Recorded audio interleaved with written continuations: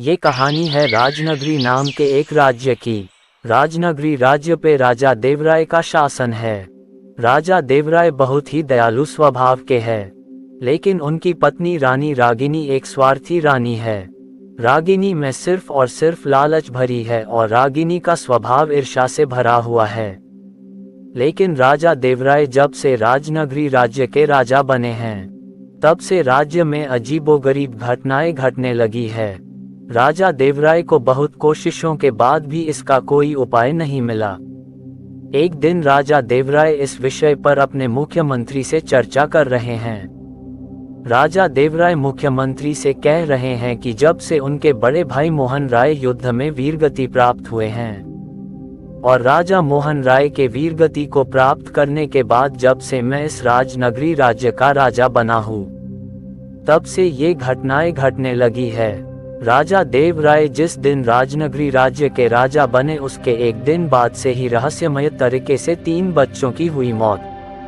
जैसे ही राज्य में 3 बच्चों की मौत हुई और यह सूचना राज्य के लोगों को मिली, राज्य के लोगों में डर का माहौल बन गया। जैसे ही इन 3 बच्चों की रहस्यमयी मौत की सूचना राजा देवराय को मिली, राजा देवराय ने शीघ्र ही राजदरबार में बैठक बुलाई।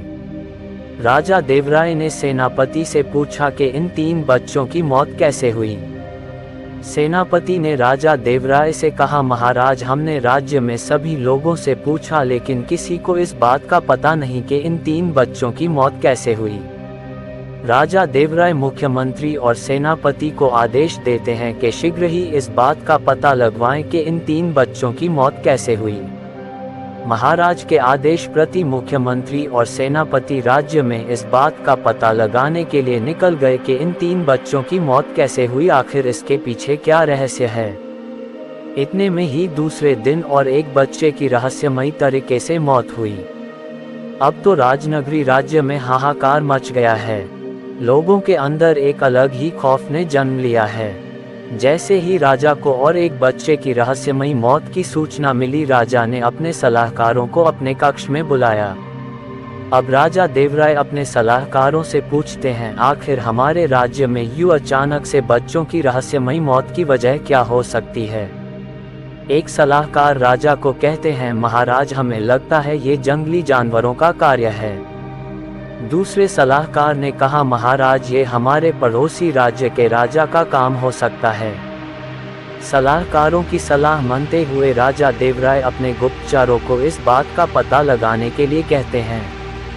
एक सप्ताह बाद राज दरबार में गुप्तचर वापस आते हैं। गुप्तचर कहते हैं, महाराज, पड़ोसी राज्य के राजा का कार्य नहीं है।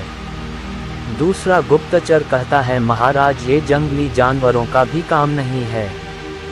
उतने में ही सेनापति और मुख्यमंत्री वापस लौटे और कहते हैं, महाराज, हमने इतने दिनों से राज्य में बहुत खोज की, परंतु हमें उन बच्चों की मौत कैसे हुई पता नहीं चला।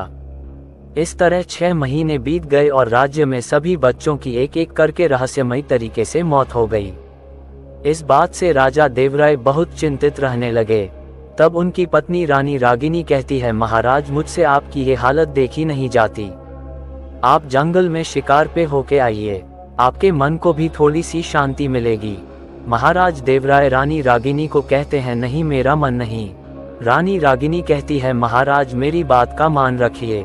राजा देवराय रानी रागिनी की बात को नहीं टाल पाए। राजा देवराय अपने सेनापति को आदेश देते हैं, हम कल सुबह शिकार पर जाएंगे। अगले दिन ही महाराज सेनापति और कुछ सिपाहियों को साथ लेकर जंगल की तरफ निकल गए। अब महाराज जंगल में शिकार करने पहुंचे। जैसे ही महाराज देवराय जंगल में पहुंचे, पीछे से आवाज आई है, राजन, मैं तुम्हारे राज्य की समस्या का समाधान कर सकता हूं। राजा देवराय यहाँ वहां देखने लगे। तब राजा देवराय की नजर एक बरगद के पेड़ के नीचे बैठे हुए अघोरी पर पड़ी। राजा देवराय पूछते हैं, अघोरी, क्या आप हमारे राज्य पर जो विपदा आन पड़ी है उसका निवारण कर सकते हैं। अघोरी राजा को कहते हैं, नहीं राजन, आपके राज्य पर कोई विपदा नहीं आन पड़ी। राजन, आपके राज्य पर एक बहुत ही क्रोधित आत्मा का साया है। राजा देवराय थर थर कांपने लगे अघोरी की बात सुनकर। राजा देवराय अघोरी से कहते हैं, क्या आप हमें आत्मा से बचा सकते हैं। अघोरी कहते हैं राजन, हमें आत्मा को बुलाना होगा और आत्मा को आज से 3 दिन बाद अमावस्या की रात को हवन करके बुलाना होगा, तुम्हारे राज्य में ही। राजा देवराय कहते हैं ठीक है, हमारे महल में ही हवन होगा। 3 दिन बाद अमावस्या की रात राजा देवराय के राजमहल में हवन की तैयारी हो गई है। हवन में अघोरी और सेनापति, मुख्यमंत्री, राजा देवराय और कुछ सिपाही हैं। हवन शुरू हो चुका है। अघोरी अग्नि के सामने मंत्र पढ़ना शुरू कर चुके हैं। अघोरी जोर जोर से मंत्र पढ़ रहे थे, इतने में ही जोर जोर से हवाएं चलने लगी, जैसे कि एक भयानक तूफान आ रहा हो। राज्य में जोर जोर से बारिश शुरू हो गई, बिजली कड़कनी शुरू हो गई, महल में चीजें टूटने लगी। इतने में ही मुख्यमंत्री की अंदर वह आत्मा प्रवेश कर गई। जैसे ही वह भयंकर आत्मा मुख्यमंत्री के अंदर प्रवेश कर गई और वह आत्मा जोर जोर से चिल्लाने लगी कि जिसने भी मुझे मारा हो उसे मेरे पास लाया जाए, नहीं तो मैं राज्य को शमशान बना दूंगा। अब अघोरी पूछते हैं, कौन हो तुम और यह राज्य की सभी मासूम बच्चों की हत्या क्यों की? तब वह आत्मा कहती है, मैं भी तो मासूम था, तो फिर क्यों मेरी हत्या की? राजा देवराय पूछते हैं, किसने तुम्हारी हत्या की और तुम कौन हो? तब वह आत्मा कहती है, पहचाना नहीं मुझे चाचा श्री। ये सुनते ही राजा देवराय कहते हैं, चाचा श्री, मैं भला तुम्हारा चाचा कैसे हुआ? तब वह आत्मा कहती है, मैं आपके बड़े भाई मोहन राय का पुत्र हूँ। चाचा श्री मोहन राय का पुत्र राजवीर। इतना सुनते ही राजा देवराय की आंखों में आंसू बहाने लगे। राजा देवराज पूछते हैं, मेरे पुत्र, तुम्हारी हत्या किसने की, मुझे बताओ। तब राजवीर की आत्मा कहती है, ये उस दिन की बात है जब मेरे पिताश्री युद्ध में वीरगति को प्राप्त हुए थे। वही दिन मैंने आपकी पत्नी रानी रागिनी को और यह मुख्यमंत्री की योजना सुन ली थी। आपकी पत्नी रागिनी को राजनगरी राज्य की महारानी बनना था। तब रागिनी और मुख्यमंत्री ने मिलकर हमें और हमारी मां को मारने की साजिश की। मैं वहां खड़ा होकर सब सुन रहा था। तब गलती से मुख्यमंत्री की नज़र मुझ पर पड़ी और उन्होंने मुझे पकड़ लिया।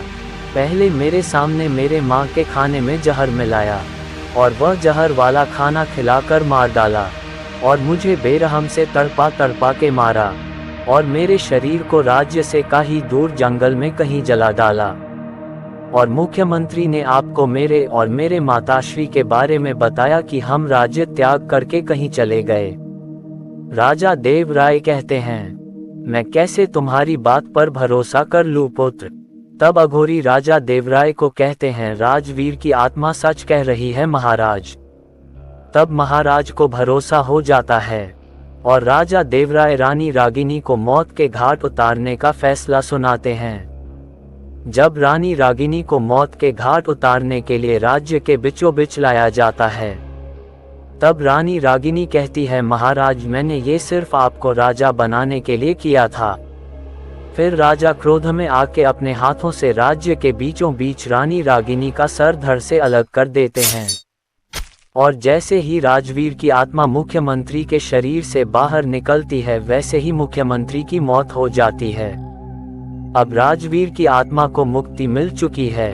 अब राजनगरी राज्य राजा देवराय के शासन में खुशहाल होने लगा है। और अघोरी वह स्वयं महाकाल के बहुत बड़े भक्त थे। राजा देवराय का अपने राज्य के प्रति प्रेम देखते हुए और कपटी रानी रागिनी को दंड देने वाले स्वयं महाकाल के भक्त आए थे।